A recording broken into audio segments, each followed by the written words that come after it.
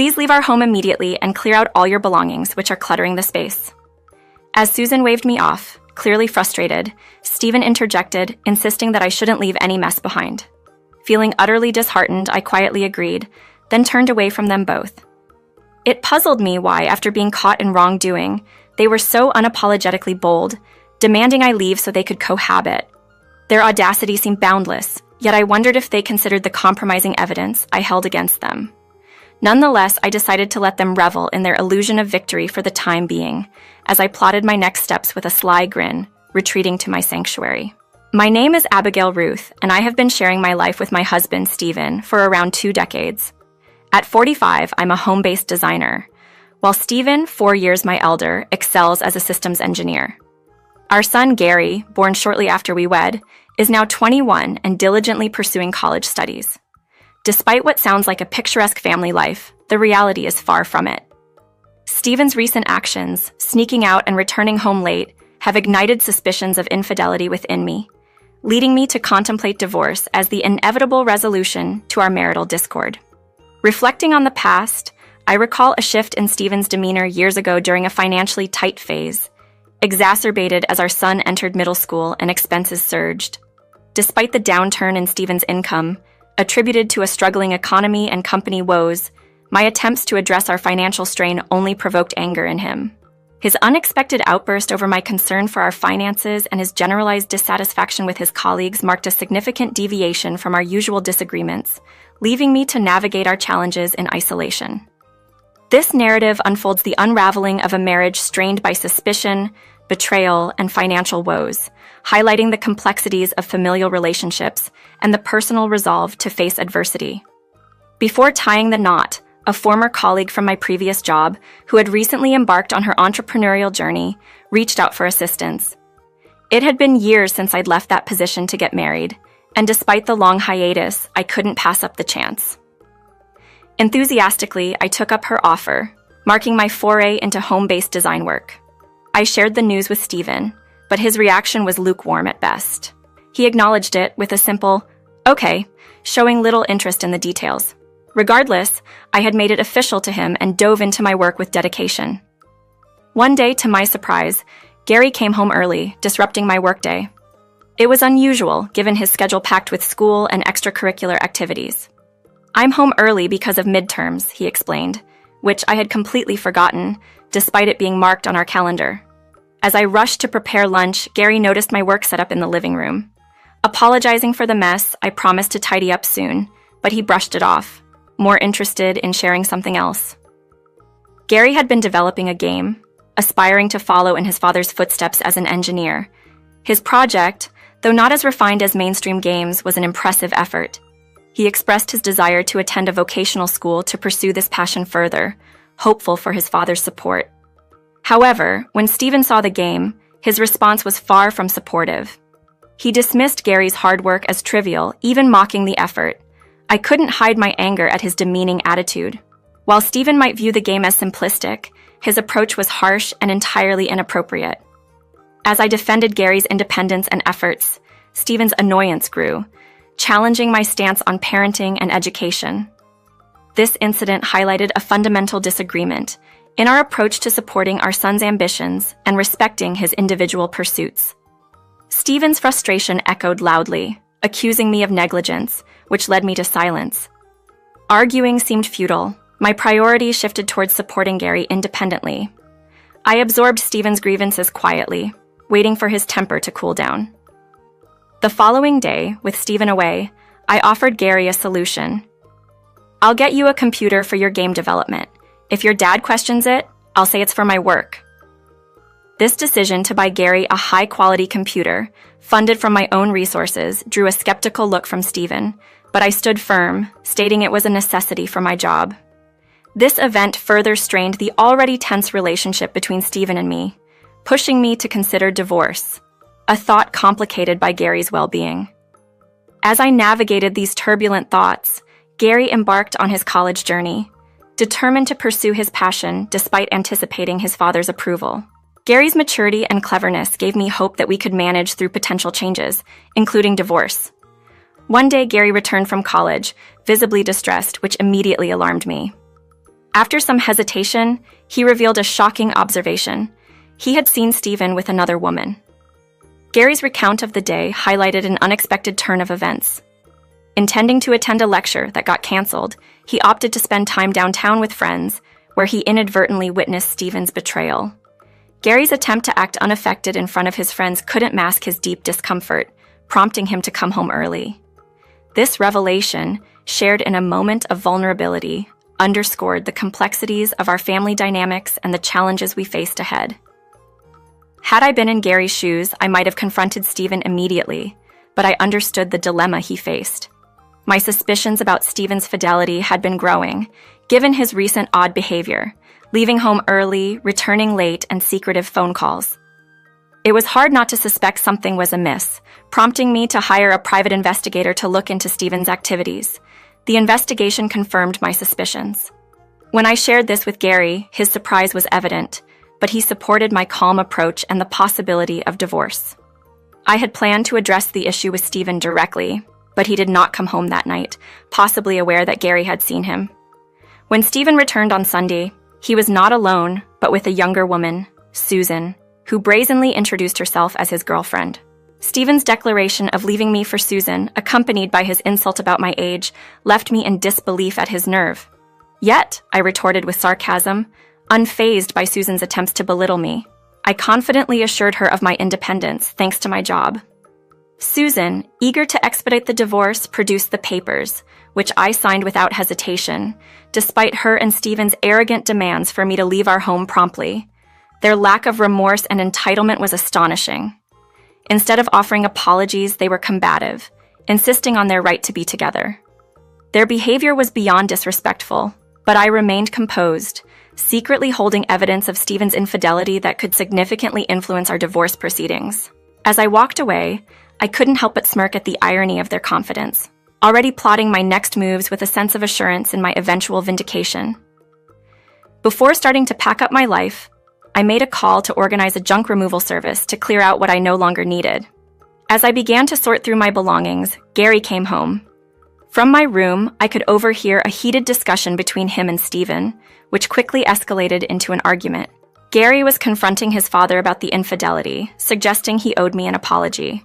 Stephen's dismissive response silenced the exchange, and soon after, the house fell quiet. Curious, I peeked into the living room to find only Gary. He informed me that Stephen and his companion had left for a trip, a revelation that sparked a mix of emotions, but ultimately left me feeling liberated. With Stephen gone, the path was clear for me to enact my plan without interference. I shared my decision to divorce and move out with Gary, who didn't hesitate to support the idea and prepare for the move. When the junk removal team arrived, I instructed them to clear out the contents of 3 specific rooms, ensuring that even new items were included. I was determined to start afresh, leaving behind the old and making room for new beginnings. However, I made a point to leave the living room untouched to avoid any potential backlash from Stephen for disposing of shared assets without his consent. By evening, Gary and I were on our way to a new chapter, with our belongings temporarily stored by a moving company as we hadn't yet settled on a new home. We checked into a nearby hotel, planning a short stay until we found something more permanent. A few days later, Stephen's call interrupted our breakfast. He inquired, somewhat incredulously, about the missing furniture and appliances. I retorted sharply, implying it was his idea, which left him floundering for a response. His hesitant admission and subsequent fumbling for words when he realized the extent of what had been discarded were satisfying. He was particularly concerned about a computer, which I had anticipated and deliberately misled him to believe everything was gone. Feigning innocence, I played along, suggesting that all the essential household items were still intact, leaving him scrambling for the computer he was evidently desperate to find. This interaction, marked by Stephen's obvious desperation and my calculated responses, underscored the shift in our dynamics and the beginning of my strategic move forward. When Stephen discovered I planned to dispose of the computer I had bought for Gary, his desperation became evident. Playing into his urgency, I suggested selling it to him instead of simply giving it back. The idea of buying his own gift back sparked Stephen's interest, but he was taken aback when I proposed an outrageous price of $31,000. His protests only fueled my resolve, and eventually he agreed to the exorbitant sum, a twist that satisfied my craving for a more impactful revenge. I took delight in informing Stephen that the deal was set, but added a twist by telling him he'd have to wait for the computer as it was with the movers, delaying his gratification. Despite his impatience, Stephen had no choice but to comply. Once I had settled into a new home with Gary's assistance, Stephen followed through with the payment. Viewing this as an opportune moment, I encouraged Gary to use the money to establish his independence, setting him up in an apartment close to his college. However, my plan didn't end with the financial transaction. Before sending the computer to Stephen, I removed the external disk, a move that would ensure my revenge reached its peak. I mailed the disk to Stephen's boss at his company, accompanied by a letter that would undoubtedly pique his interest. Upon receiving a call from Stephen's boss, I was invited to visit the company. Upon my arrival, I announced myself at the reception, awaiting the next phase of my plan to unfold, with a sense of anticipation and satisfaction at the unfolding events. This move was not just about revenge, it was about exposing truths, ensuring accountability, and starting anew with a clean slate. Upon my arrival at Stephen's company, I was greeted by Mr. Dennis, the department head, who promptly led me to his office. Inside, a visibly uneasy Stephen awaited, his surprise at seeing me evident as he stood up abruptly. With a calm smile, I announced my intention for revenge, which visibly unsettled him further. Mr. Dennis, looking to address the matter at hand, placed the external disk I had sent on his desk and initiated a discussion about its contents, client data from the company, prohibited from being removed from the office. Stephen's attempts at excuses only deepened his predicament, his discomfort growing under Mr. Dennis's scrutinizing gaze. Reflecting on the events leading to this moment, I remembered how Stephen had been behaving suspiciously before our divorce. One day, I found him using Gary's computer for reasons unknown, given he had his own. Later, my curiosity led me to discover unfamiliar files on the external disk attached to the computer, a database that suggested Stephen had taken company data home, using the computer as a cover. This realization now played out in Mr. Dennis's office as Stephen, cornered by his actions, finally admitted to his wrongdoing. Mr. Dennis, outraged, informed Stephen of the severity of his actions, categorizing them as potential theft, or a violation of legal statutes regarding unfair competition. The mention of pressing charges was the final blow, causing Stephen to break down and plead for forgiveness. The unfolding scene was a stark contrast to the confident demeanor Stephen once held, now replaced by desperation and regret. This encounter was not just about seeking personal vindication, but also about bringing to light actions that compromised professional integrity and legality. As the situation in Mr. Dennis's office escalated, Stephen's breakdown became a stark testament to the consequences of his actions. Internally, I reveled in the justice being served for his betrayal and misconduct. My thoughts of retribution were momentarily interrupted by a knock on the door and the familiar voice of Susan announcing her entrance. Her surprise and subsequent outburst upon seeing me added another layer of complexity to the unfolding drama. Susan's attempt to dismiss me was quickly stifled by her realization of Mr. Dennis's disapproving gaze. The tension in the room escalated as Mr. Dennis directed his inquiry towards Susan, specifically about her plans to start a business in the same industry as their company and her role in managing customer data. It became clear to me that Susan and Stephen had conspired to misuse client data to benefit Susan's nascent business, with Stephen planning to join her later. This revelation stripped away any lingering interest I had in their downfall.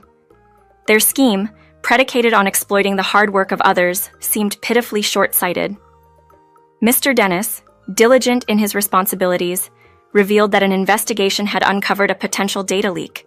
This development suggested that Susan's actions, possibly in collaboration with Stephen, were under scrutiny for compromising client data integrity.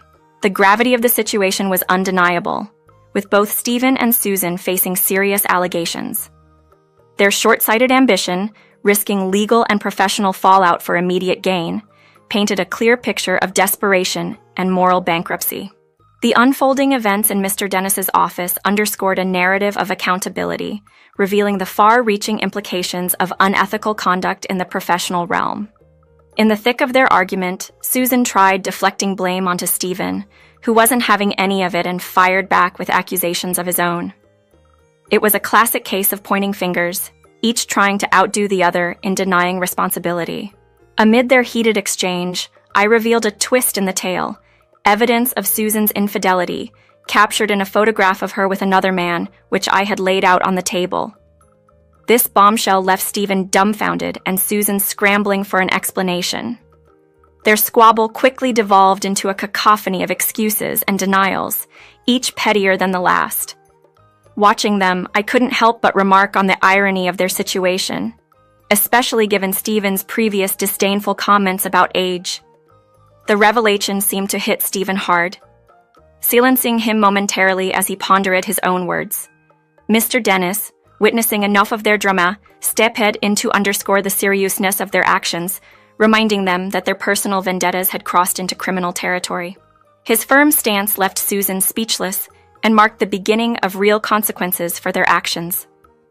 The company wasted no time in taking legal action against both Stephen and Susan for theft, among other charges, further complicating their situation with a civil lawsuit for damages. Susan's aspirations for her business and her personal life both took a nosedive as she faced the repercussions of her actions. As they confronted the legal system, their defenses seemed weak against the solid evidence of their misconduct. The trial loomed large, promising to be a display of justice in action, with both facing potential financial ruin as a result. Through this turmoil, I found peace and a sense of liberation, focusing on my design work and the stability it offered. Gary's personal growth and the potential for future family joys added a layer of happiness to my life.